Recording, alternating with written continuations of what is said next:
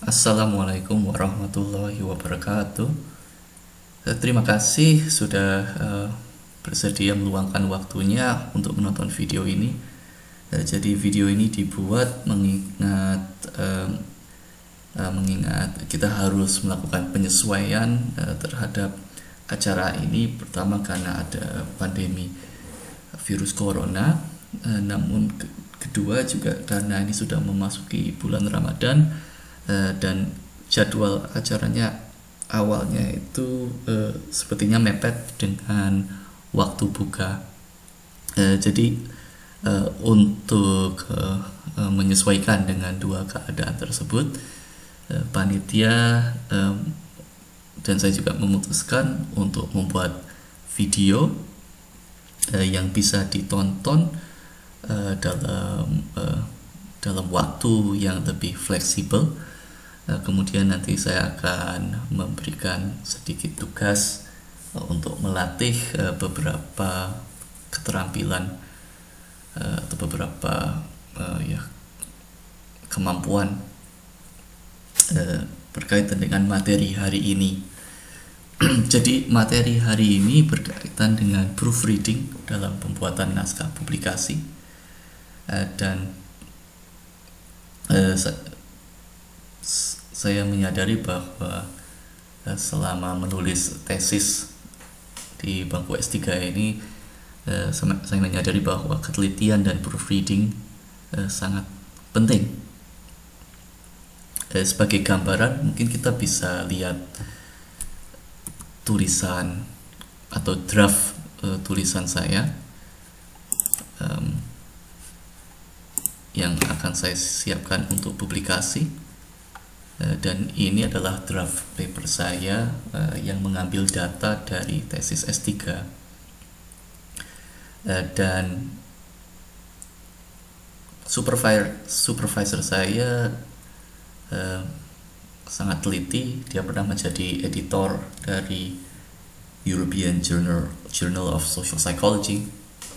Dan ini adalah sedikit gambaran bagaimana dia sangat teliti dalam memeriksa draft paper saya. Jadi ini ceritanya, paper ini sudah dalam proses revisi.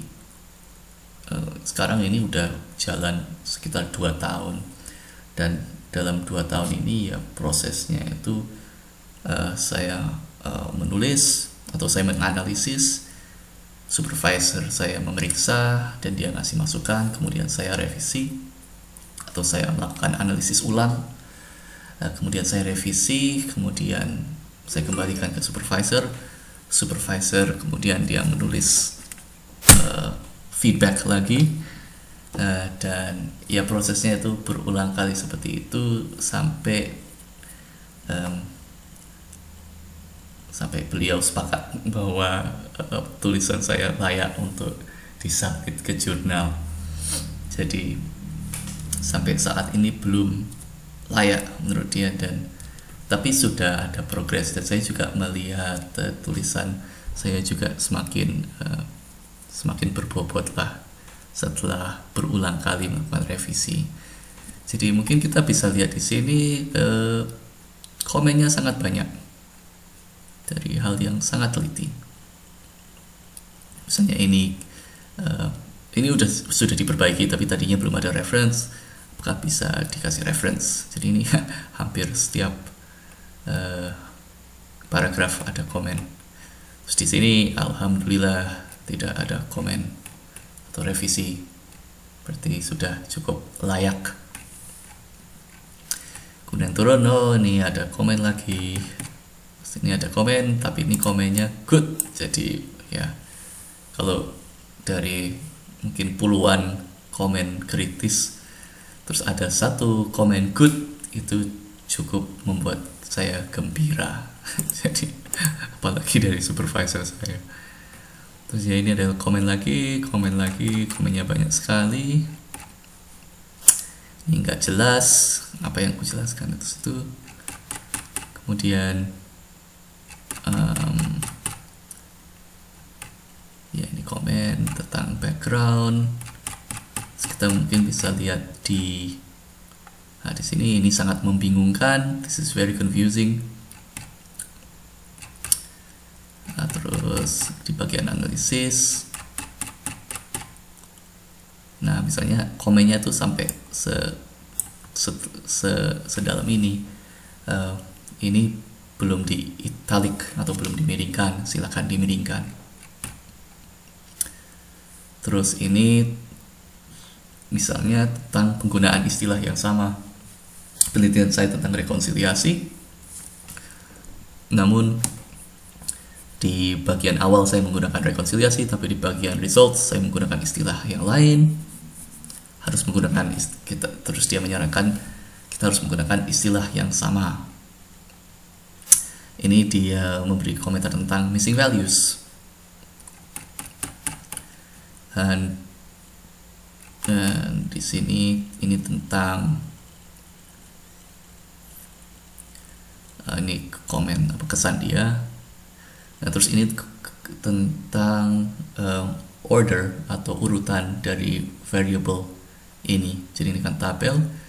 Terus tadinya itu urutannya itu rodok acak. Terus dia menjelaskan ini mendingan kita taruh variabel yang penting dulu atau yang kita analisis dulu, kemudian urutannya dibikin seperti inilah, dan itu harus dibikin konsisten. Jadi ini menunjukkan bagaimana sampai tabel aja dia juga punya masukan. Terus di sini mungkin bagian korelasi seharusnya masuk ke bagian, tadinya saya masukin tabel korelasi di sini, padahal ini kan tentang mediation test. Dia menyarankan agar ditaruh di bagian yang lain, berarti di bagian ya, di bagian mana ya, di bagian di bagian situ. Nah itu, jadi ini komen lagi. Nah ini this needs to be justified, ini maksudnya harus ada justifikasi kenapa kita menggunakan skala ini. Ini berkaitan dengan skala ini kok tiba-tiba ada, sementara kamu tidak menjelaskan ini di bagian literature, berarti harus kamu tambah di literature. Terus ini untuk skala ini hanya ada 2 item. Terus dia menjelaskan bahwa umumnya kita menggunakan korelasi untuk melihat reliabilitas, tidak menggunakan alpha, tidak menggunakan Cronbach alpha. Terus ini untuk mengacu pada studi 1 atau studi 2 kita menggunakan capital atau huruf besar. Nah dari sini ada gambaran bagaimana kita harus sangat teliti dalam berbagai macam aspek dalam naskah. Jadi tidak hanya grammar saja, tapi dalam analisis, terus dari tabel, dari format, dari gagasan, dari semua itu kita harus teliti. Dan menurut saya supervisor saya memberikan contoh yang sangat baik bagaimana ketelitian adalah sesuatu yang sangat penting. Jadi ya semoga teman-teman jadi paham ya bahwa membuat naskah ini sebuah usaha yang besar, membutuhkan waktu yang banyak dan juga energi yang banyak. Dan saya menyadari bahwa ini butuhkan resiliensi.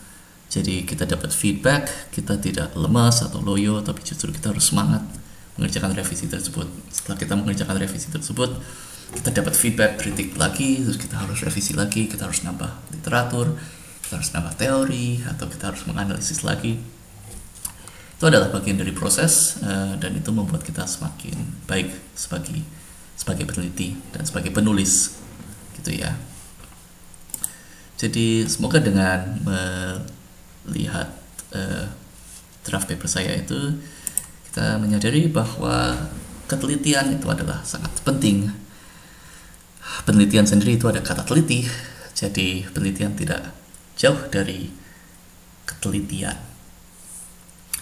Nah, dalam proses penelitian, ketelitian sangat penting.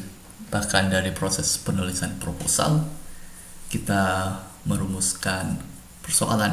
Bahkan ketika kita membaca sebuah jurnal, kita harus meneliti bagaimana effect size, atau kita meneliti bagaimana statistik atau hasilnya itu sudah tepat atau belum. Kita meneliti apakah mungkin perbedaannya sudah cukup signifikan. Kita meneliti tidak hanya dari signifikansi tapi juga dari effect size-nya, apakah effect size-nya cukup besar atau kecil, apakah dengan effect size kecil tersebut ada implikasi praktis.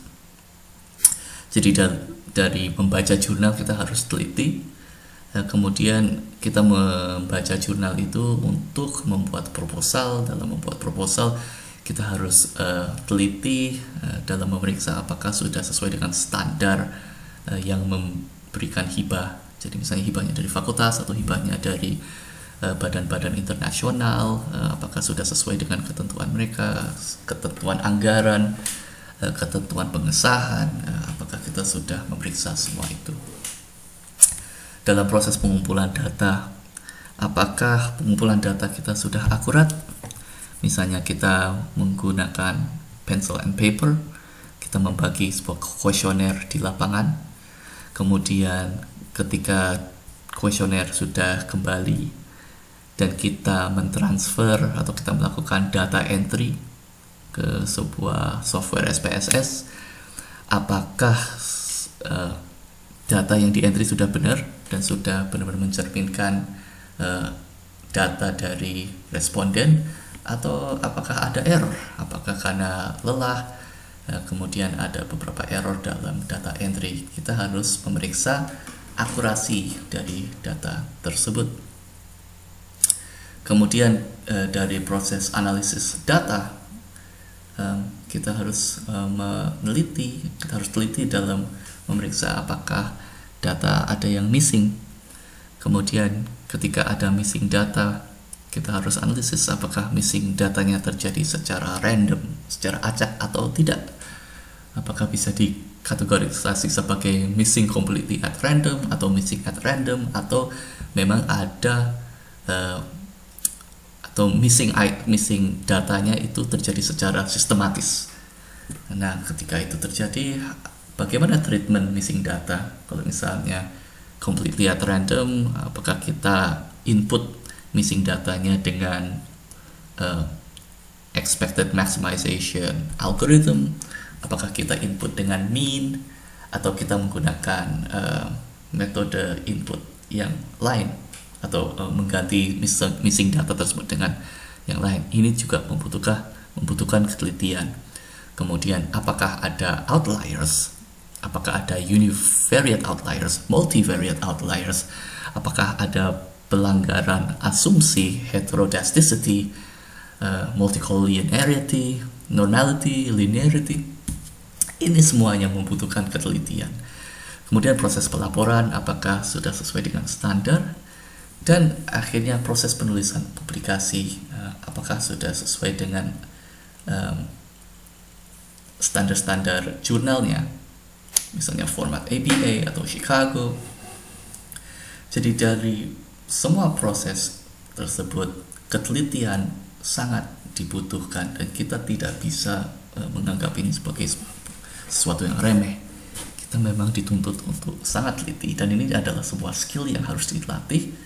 Dan saya kira kesempatan yang ini adalah saat yang bagus untuk memulainya. Nah, jadi proofreading untuk mempersiapkan naskah publikasi ada beberapa hal yang perlu dicek.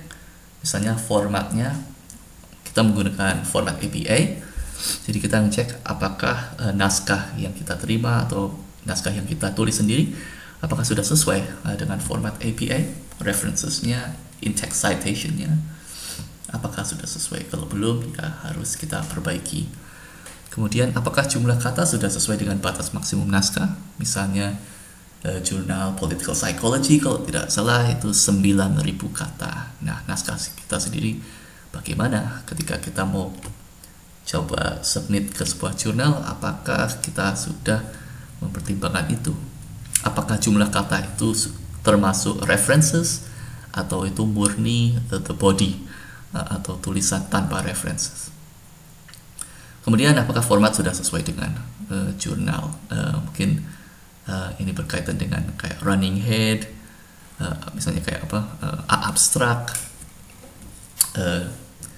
abstraknya berapa kata, terus mungkin structure dari papernya itu seperti apa. Misalnya ada kayak halaman judul, kemudian metodenya itu apa aja yang diisi di situ, hasil, bagaimana memaparkan hasil, itu tentunya disesuaikan dengan jurnal yang dituju. Kemudian ada aspek bahasa, itu tidak kalah penting, yaitu apakah ada salah tulis di situ, apakah grammarnya sudah bagus, apakah penulisan sudah mudah dipahami, atau bagaimana kalau sulit dipahami, apakah ini berkaitan dengan kalimat yang tidak nyambung, apakah ini berkaitan dengan paragraf yang tidak koheren atau tidak selaras, apakah ini berhubungan dengan paraphrasing yang tidak efektif sehingga sehingga sangat sulit untuk dipahami. Kalau misalnya dalam bahasa Inggris, aspek bahasa yang sering saya juga sering mendapat kesulitan itu tentang tenses. Jadi bagaimana kita secara konsisten dan secara tepat menggunakan tenses, apakah itu past tense atau present tense, dan apakah kita menggunakan itu secara konsisten, itu cukup menantang bagi saya. Jadi aspek bahasa itu sangat penting juga, dan itu membutuhkan waktu yang cukup panjang. Nah, dalam pertemuan ini atau dalam video ini saya akan memaparkan beberapa aspek atau beberapa hal yang perlu diperhatikan, dan ini cuman ini adalah perkenalan aja. Jadi kita memperkenalkan pentingnya kita teliti dalam memeriksa naskah kita, dan beberapa hal yang perlu kita cek adalah pertama, apakah citation di dalam teks ada pada references. Jadi ketika kita menerima naskah, salah satu hal yang bisa kita lakukan pertama adalah kita ngecek apakah di dalam teks ketika mereka melakukan citation kepada seseorang, kita cek langsung apakah di references juga ada citation tersebut. Dan kita harus memastikan ada semua citation ada di references sebelum kita submit ke jurnal. Kemudian, apakah references sudah sesuai dengan format APA? References maksudnya daftar pustaka ya. Jadi apakah formatnya untuk jurnal, untuk buku itu sudah sesuai dengan format APA yang ditentukan. Misalnya itu apakah APA edisi 7 atau edisi 6, itu harus disesuaikan. Kemudian apakah penulisan caption table dan gambar sudah sesuai dengan format APA juga. Itu juga perlu diperhatikan. Jadi untuk poin yang pertama, maksudnya apa? Jadi apakah citation ada di references? Kita bisa lihat ini salah satu naskah yang saya review, dan kemudian di sini ditulis jumlah tersebut mengalami peningkatan sebesar 17,51%. Dalam waktu 10 tahun terakhir. Dia mengutip BPS tahun 2017. BPS sepertinya Badan Pusat Statistik. Nah, langkah berikutnya adalah kita mengecek apakah ini ada di references atau di daftar pustaka. Terus kita cek di sini, oke, B. Di sini ada Bennett, ada Bianchi, ada Brady, tapi tidak ada BPS. Jadi ini menjadi catatan. Kalau ini naskah kita sendiri, berarti kita harus melengkapi BPS itu ke dalam daftar pustaka. Kalau misalnya kita memeriksa naskah orang lain, berarti kita harus sampaikan itu kepada penulis agar diperbaiki. Cukup jelas ya. Jadi ini yang dilakukan pertama, dan ini semoga tidak banyak, tapi kalau saya sendiri tesis naskah 200 kata ya cukup banyak yang perlu dilengkapi, apalagi ketika kita melakukan revisi. Jadi kita memberikan draft, terus kita sudah ada masukan dari supervisor, kita merevisi dan kita menambahkan referensi-referensi baru. Nah, biasanya saat kita menambahkan referensi baru itu, kita tidak mengupdate references atau daftar pustaka, apalagi ketika waktunya mepet. Jadi ya, ini perlu kita perhatikan. Ketika kita revisi, jangan lupa mengupdate daftar pustaka. Oke? Nah, sekarang kita akan memberikan beberapa contoh citation dan daftar pustaka dalam format APA. Ini edisi ke-7. Jadi ini contoh jurnal dengan 2 penulis atau 2 author. In-text citationnya seperti ini, Soto and John, tahun 2017 support, atau bisa juga ditulis Soto and John 2017. Dalam daftar pustaka dibikin seperti ini. Jadi bisa diperhatikan, ini adalah nama akhir atau nama belakang. Ini inisial untuk nama depan. Kemudian bisa kita lihat di sini ya, tahunnya dan setelahnya. Ini adalah judul dari artikel tersebut. Perhatikan bahwa huruf kapital hanya pada huruf pertama.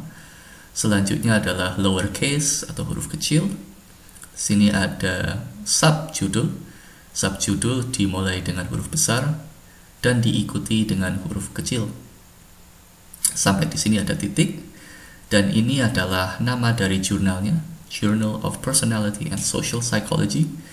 Di sini bisa dilihat bahwa untuk penulisan jurnalnya ada huruf besar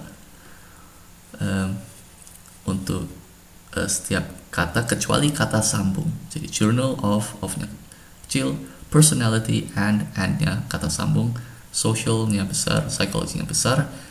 Jadi ini pakai huruf besar dan juga huruf miring atau italicized.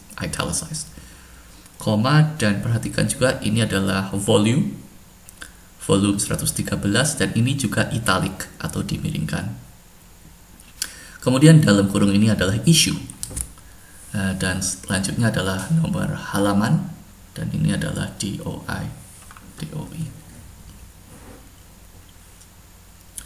Selanjutnya ini adalah contoh dengan jurnal dengan 3 author atau lebih. Nah, ini berbeda dengan format APA yang ke-6. Jadi sepertinya tergantung jurnalnya ya, mereka menggunakan APA format 6 atau ke-7. Kalau yang ini ke-7. Jadi kalau yang format 6 itu misalnya untuk 3 author itu di awal disebutkan 3 author tersebut, tapi kemudian di bagian naskah berikutnya cukup ditulis nama pertamanya dan et al. Selain itu, untuk yang APA edisi ke-6 itu juga ada ketentuan, misalnya jurnal dengan 8 author atau lebih, terus jurnal dengan author 5 sampai 6 ya, saya lupa ya. Nah, kalau untuk yang edisi ke-7 itu cukup 3 author atau lebih, itu langsung ditulis et al. Jadi di sini misalnya ada 1, 2, 3, 4 5, ada 5 author di sini, itu langsung ditulis et al. Kalau sebelumnya itu ditulis semua, Nguyen, Carnival, Scholler, Mill, Fujita 2019, terus tulisan berikutnya Nguyen et al. Nah, kalau untuk yang edisi ke-7 langsung et al. Gitu ya. Dan di sini bisa kita perhatikan juga formatnya sama. Untuk judul artikelnya, huruf besarnya ada di huruf paling depan, dan di sini juga jurnalnya huruf besar setiap kata kecuali kata sambung. Ini juga dimiringkan atau italic, dan untuk volume nomor 117 ini juga di italic. Sementara nomor issue-nya tidak di italic. Sini nomor halaman dan ini DOI. Selanjutnya, untuk jurnal dengan lebih dari 20 author, itu dalam teksnya langsung Pageant et al. Atau bisa juga Pageant et al. Suggest. Dan untuk penulisan daftar pustakanya seperti ini, jadi ini ada seharusnya 19. Jadi kita menulis semua nama sampai 19, dan setelah ke 19, saya coba ini 1, 2, 3, 4, 5, 6, 7, 8, 9, 10, 11, 12, 13, 14, 15, 16, 17, 18, 19. Ya, jadi 19 nama pertama, kemudian dikasih ini titik, dan Kim Ha adalah nama terakhir, adalah author terakhir di dalam naskah tersebut. Oke, jadi tulis 19 nama pertama, 19 author pertama, kemudian dikasih ini titik, baru author terakhir. Nah, ini banyak author itu bisa jadi karena kolaborasi, misalnya melakukan penelitian cross cultural, atau memang kayak penelitian di mungkin di kedokteran, atau ya pokoknya yang saya tahu yang cross cultural itu ya membutuhkan data dari banyak tempat, dan karena hal itu misalnya mereka meneliti 20 negara atau 30 negara atau 50 negara, dan di setiap negara itu adalah author. Nah, itu memungkinkan di author naskah tersebut sangat banyak, dan kita membutuhkan panduan ini untuk menulis daftar pustaka. Oke. Terus kita teliti juga di sini judulnya sama. Ya, oke. Itu sudah jelas ya. Jadi ini untuk jurnal. Kemudian ini buku dengan satu author. Ini adalah contohnya Stoneman. Terus untuk di daftar pustakanya ditulis seperti ini, Stoneman 2008, Alexander the Great, Life in a Legend. Sini penerbitnya. Terus bab dalam buku, misalnya ini Armstrong, dalam teksnya Armstrong proposed that, daftar pustakanya seperti ini, Armstrong di untuk judul bab dalam buku, ya, bab dalam buku, huruf pertama adalah huruf besar, tapi diikuti dengan huruf kecil, karakternya kecil. Terus ini in, ini editornya, Leitz dan Rushton. Kemudian ini judul bukunya, A New Companion to Mallory. Dan ini penerbitnya. Dan ini halaman chapternya tersebut. Format daftar pustaka seperti ini, jadi nanti ada indent. Jadi dipastikan bahwa kita ada indent. Indent itu kayak agak masuk. Nah, tentunya kalau kita diminta untuk menulis daftar pustaka secara manual, itu akan sangat melelahkan, dan probabilitas untuk melakukan kesalahan itu sangat tinggi. Untungnya ada beberapa software yang dapat membantu kita dalam melakukan referencing, dan software tersebut gratis, misalnya Mendeley, Zotero. Mereka sepengetahuan saya gratis. Ada yang tidak gratis seperti EndNote, dan memang sangat bagus katanya. Jadi untuk saya sendiri, saya pakai Mendeley. Jadi ini misalnya kita menemukan file PDF dari sebuah jurnal, kemudian kita tinggal drag and drop file tersebut ke Mendeley, terus kita akan mendapatkan data-data tentang judul, terus jurnalnya, macam-macam. Sebagian besar berhasil sih.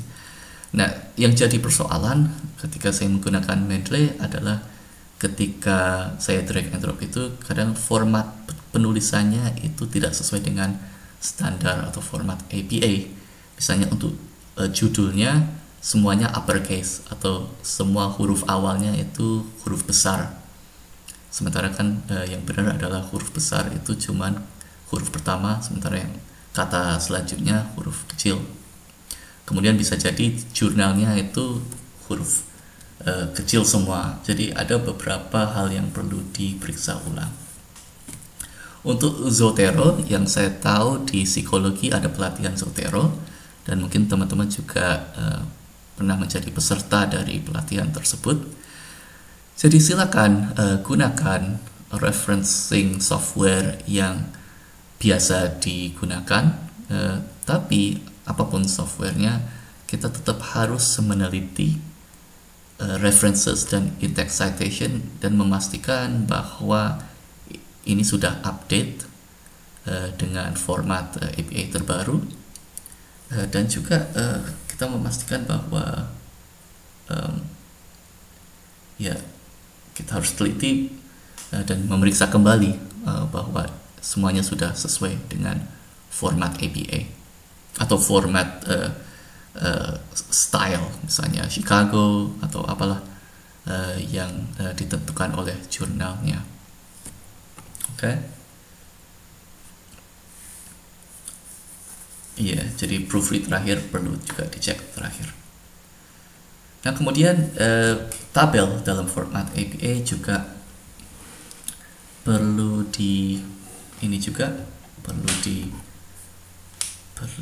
diperiksa, dan ini kita perkenalkan tabel dalam format APA. Jadi ini adalah standar format tabel dalam APA.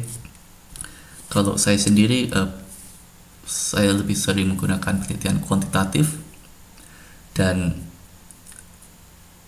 sebaiknya ada tabel ketika kita ingin merangkum data statistik, karena memang itu sangat membantu memahami hasil. Jadi saya kira kita harus lebih banyak latihan membuat tabel yang sesuai dengan format APA. Jadi saya suka ini, saya ngambil dari sepertinya dari resource yang tadi itu ya, link tadi itu. Nanti linknya saya share di description mungkin, sumber ini. Jadi ini memberi deskripsi tentang beberapa unsur dalam tabel ini ya, table number, dan kalau dalam APA ini tabel berikutnya adalah mengikuti nomor ini. Jadi ini tabel 1, tabel berikutnya adalah tabel 2, terus sampai seterusnya, tabel 3, tabel 4. Tidak menggunakan poin, misalnya tabel 1A, tabel 1B, 1C, langsung aja tabel 1, tabel 2, tabel 3, tabel 4. Di sini adalah judul dari tabel, table title, dan perhatikan di sini judulnya ada di bawah nomor tabel, dan ini dimiringkan, dan juga ada huruf besar untuk setiap kata kecuali kata sambung. So numbers of children, childrennya huruf besar, with and without proof of parental citizenship. Huruf besar miring. Jadi ini aja yang miring, selain itu tidak dimiringkan. Perhatikan juga bahwa garisnya semuanya horizontal ya. Jadi tidak ada yang vertikal. Oke. Selanjutnya, dan ini juga perlu ada notes. Biasanya kalau yang saya alami itu notes itu untuk signifikansi. Jadi kan biasanya kalau ada hasil yang signifikan itu dikasih bintang 1, bintang 2, bintang 3, asterisk ya. Nah, itu perlu dikasih note bahwa bintang 1 itu misalnya signifikan di bawah 0,05, kemudian bintang 2 itu di bawah 0,01, dan bintang 3 berarti di bawah 0,001. Itu perlu diberikan notes. kemarin saya cek saya menguji skripsi dan tabelnya tidak ada keterangan sama sekali. Jadi teman-teman jangan seperti itu ya. Pastikan bahwa tabelnya sesuai dengan format APA dan memberi keterangan yang jelas tentang unsur-unsur dalam tabel tersebut. Misalnya di sini kan ada A, subscript A, ini ada di sini A itu apa. Nah, terus di sini ada B, itu B itu apa, dijelaskan semua. Oke. Nah, sekarang kita ke gambar. Nah, di sini ada gambar yang bagus. Nah, ini adalah nomor gambar figure 1. Dan sama seperti tabel, untuk gambar selanjutnya tinggal melanjutkan saja figure 1, figure 2, figure 3, figure 4, dan tidak perlu melakukan figure 1A, figure 1B, 1C seperti itu. Kemudian ini adalah figure title atau judul dari gambar, sama seperti tabel, dan letaknya ada di bawah nomor gambar. Untuk gambar ini perlu diperhatikan pelabelan. Jadi intinya kita harus memberikan gambar yang sangat jelas sehingga orang yang membaca tidak kebingungan dependent variable-nya apa, independent variable-nya apa, atau ini apa 01 0 sampai 6 ini apa, terus ini 9 sampai 5 itu apa. Nah, jadi kita bisa lihat di sini untuk aksis Y, kemungkinan ini adalah dependent variable-nya atau variable tergantung. Di sini ada tulisan work attitude. Oke. Nah, kemudian untuk independent variable-nya atau variable bebasnya adalah time of day. Ada keterangannya di sini, time of day. Nah, ininya hilang. Time of day. Jadi ini adalah judul untuk x-axis. Dan di sini ada juga keterangan. Misalnya ini jam 9, jam 11, jam 1, jam 3, jam 5. Dan kemudian kita lihat di sini datanya ada dua jenis line graph di sini. Ada line graph yang berwarna abu-abu dengan motif kotak, motif persegi. Dan juga ada line graph yang berwarna hitam dengan motif diamond dan seperti ini. Kemudian di sini ada legend atau ada penjelasan bahwa yang hitam adalah Monday dan yang abu-abu adalah Friday.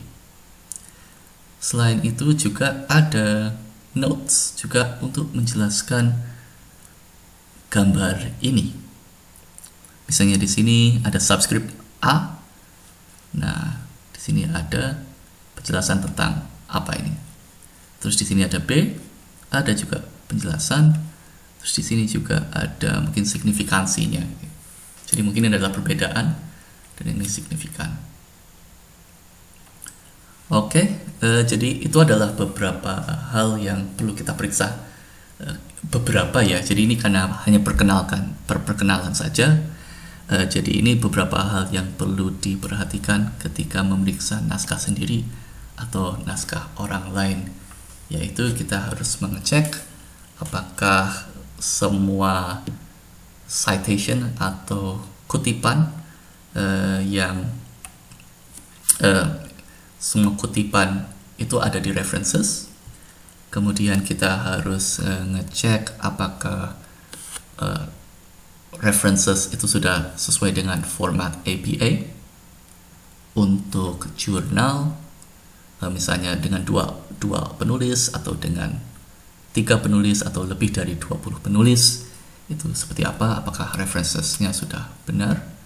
Kemudian untuk referencing atau pengutipan dari buku atau bab dalam buku, kita cek juga apakah sudah sesuai dengan format APA. Kemudian untuk tabel, apakah tabelnya juga sudah sesuai dengan format APA, bagaimana dengan judul, bagaimana dengan penomoran, kemudian juga apakah tabel, apakah di di teks misalnya ditulis lihat tabel 1, apakah tabel 1 ada, atau lihat tabel 7, apakah tabel 7 memang ada atau tidak, itu harus dicek juga. Kemudian dari tabel itu apakah sudah mengikuti format APA, apakah semuanya border garisnya itu horizontal, atau mungkin ada yang vertikal, berarti itu tidak sesuai, apakah judulnya itu sudah miring, apakah huruf besarnya sudah sesuai dengan ketentuan atau belum. Kemudian untuk gambar sama, bagaimana dengan penomoran, bagaimana dengan judul, apakah judul itu miring, italics atau tidak. Kemudian untuk notes, catatan, apakah sudah ada atau belum, apakah aksis Y sudah ada keterangannya, itu variabelnya apa, apakah aksis X sudah ada keterangannya juga, dan apakah ada legend atau keterangan tentang mungkin data point yang berbeda. Misalnya tadi kan ada yang warna abu-abu, terus ada yang warna hitam, itu kan berbeda, apakah ada keterangan. Jadi intinya kita membantu pembaca untuk memahami isi tulisan kita, dan prinsipnya itu. Jadi kita harus berusaha untuk berempati dengan pembaca dan tidak membuat dia kesulitan untuk membaca tulisan kita. Jadi semoga yang saya sampaikan bermanfaat. Ini adalah sebuah pengantar tentang ketelitian. Jadi bagaimana kita harus mulai menyadari pentingnya ketelitian dalam membuat naskah, dan saya menjelaskan beberapa area yang perlu diperiksa, yang membutuhkan ketelitian kita, dan dengan dilatih semoga kita semakin terbiasa. Tentunya awalnya mungkin akan agak susah, dan mungkin kita mulai berpikir ini ngapain sih kita harus teliti kayak gini. Tapi dengan semakin banyak latihan, saya yakin kita bisa semakin teliti, dan dengan kita semakin teliti itu akan meningkatkan kualitas dari naskah kita yang semoga bisa berujung pada publikasi internasional ataupun publikasi nasional. Selanjutnya nanti saya akan memberikan beberapa worksheet sebagai kesempatan untuk melatih keterampilan ketelitian ini sesuai dengan materi yang saya sampaikan tadi. Sekian dari saya. Terima kasih sudah meluangkan waktunya untuk menonton video ini. Saya mohon maaf jika ada yang salah, dan terima kasih. Wassalamualaikum warahmatullahi wabarakatuh.